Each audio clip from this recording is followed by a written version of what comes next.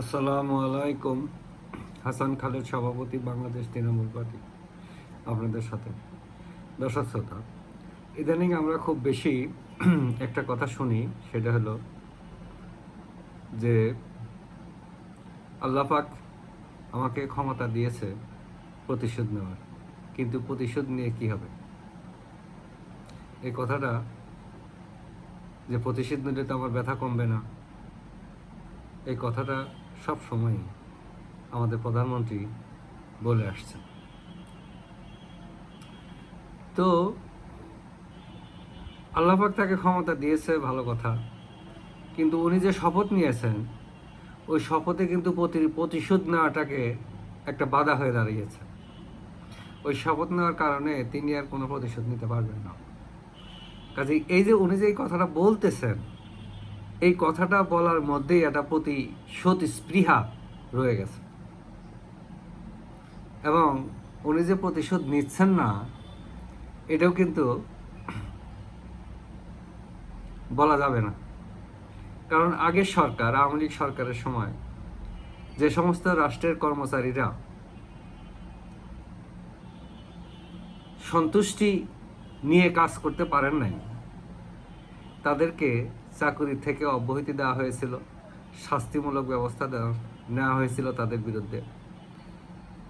তো এখন এই 24-এর আন্দোলনের পরে, সরকারের ওই আগের সরকারের পতনের পর যে অন্তর্বর্তী সরকার আসে, তারা কিছু শাস্তিপ্রাপ্ত রাষ্ট্রের কর্মচারীদেরকে পুনর্বহাল করে গেছে। এই সরকার এসে সেনাবাহিনীর ভিতরেই দেখা গেল 150 জনকে পুনর্বহাল করেছে। তো এটাই কিন্তু একটা প্রতিশোধ নেওয়া হয়ে গেল। যেহেতু এক সরকার একটা ব্যবস্থা নিয়ে গেছে, আরেক সরকার হুট করে সেটা রিভাইজ করতে পারে না, একটা রিভার্স ডিসিশন দিতে পারে না। এটা আদালতের মাধ্যমে আসতে পারত, সরকার একটা ট্রাইব্যুনাল গঠন করে দিত, তারা গিলটি প্রুফ করে তারা নির্দোষ হয়ে আসতে পারত। এই যে নির্বাহী আদেশে যে এগুলো হয়েছে, এটার ভিতরে কিন্তু প্রতিশোধ আছে। আবার দেখেন, 2 দিন আগে দেখলাম 33 জন এসপি কে চাকরি থেকে অব্যাহতি দেওয়া হয়েছে। তাদের দোষটা কি? তারা তো রাষ্ট্রের কর্মচারী। তো এটা এটা এটা প্রতিশোধ না? তারা যদি কোনো ভুল করে থাকে, সেটা যদি আমরা সংশোধনীতে নিয়ে আসতাম, এই সরকার যদি সংশোধনীতে নিয়ে আসতো, তাহলে সেটা যথাযথ হতো। কারণ এখন এই যে সরকার